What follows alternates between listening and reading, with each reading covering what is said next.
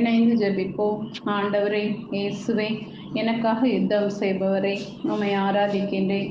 எனக்காக வாதாடுபவரே, உம்மை புகழ்கின்றேன். என்னை வழிநடத்த ஒளியாக வருபவரே, நன்றி கூறுகின்றேன். சீமோன் பேதுரு மறுமொழியாக, ஆண்டவரே, நாங்கள் யாரிடம் போவோம்? நிலை வாழ்வு அளிக்கும் வார்த்தைகள் உம்மிடம்தானே உள்ளன என்று கூறியதை இன்றைய இறை வார்த்தையில் வாசிக்கும் நான் உமது உயிருள்ள வார்த்தையில் நம்பிக்கை வைத்து உம்முடன் வாழ்பவனாக மாற்றும். புனித பேதுருவை போல் உமக்காக வாழ்பவனாக என்னை மாற்றும்.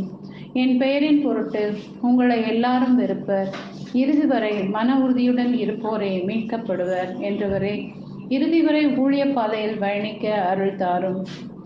அதன் வழியாக உம்மை காணவும் உமது மாட்சியை உலகில் பரப்பும் கருவியாகவும் என்னை இந்த நாளில் மாற்றும்.